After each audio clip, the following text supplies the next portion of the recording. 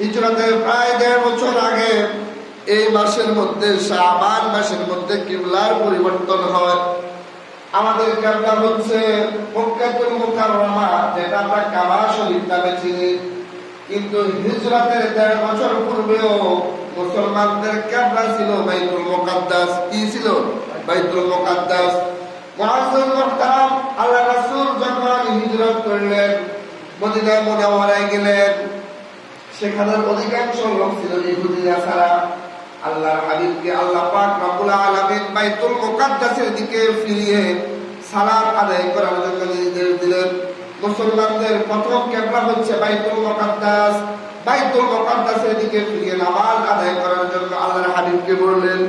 কিন্তু আল্লাহর হাবিবের মনে মনে ইচ্ছা খুবই জাগতো, আমাদের সুন্নাত আবিকুম ইব্রাহিম, মুসলিম জাতির পিতা ইব্রাহিম আলাইহিস সালামের হাতে গড়ানো যে কিবলা মক্কাতুল মুকাররমা বাইতুল্লাহ শরীফের দিকে যদি নামাজটা সালাতটা আদায় করতে পারতো, তার মনটা শান্ত হতো।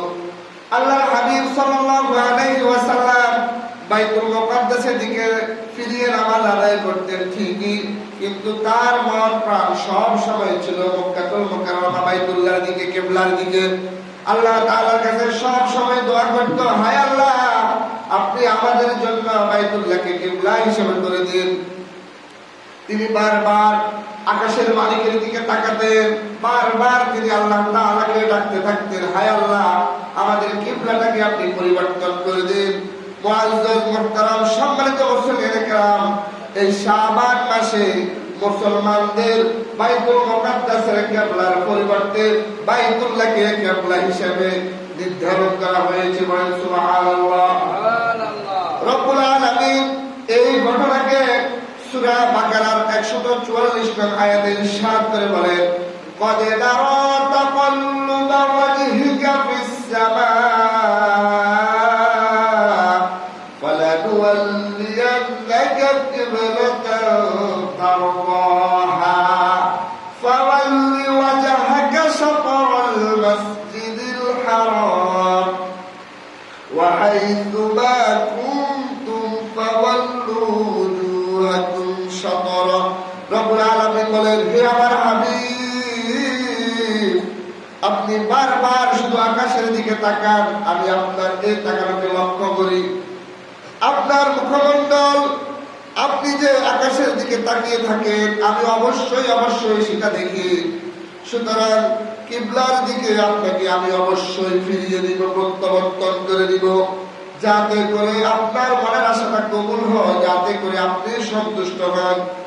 ওয়াল্লি ওয়াজহাকা শাতরাল মাসজিদিল হারাম, অতএব হে রাসূল, আপনি আপনার মুখকে, আপনার মুখমণ্ডলকে আপনি মসজিদুল হারাম কাবা শরীফের দিকে আপনি ঘুরিয়ে দিন।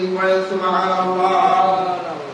এরপর রব্বুল আলামিন আয়াতের পরের অংশে বলেন, ওয়া হাইসু মা কুনতুম ফাওয়াল্লু ওয়াজুহাকুম শাতরা।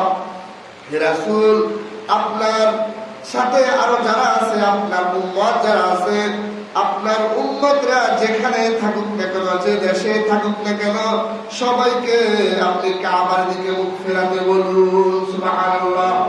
সেই বাইতুল মুকাদ্দাস থেকে বাইতুল্লাহর দিকে যে মুখ ফেরানো কিবলা পরিবর্তন হয়েছে, আর সেটাই হয়েছে শাবান মাসে।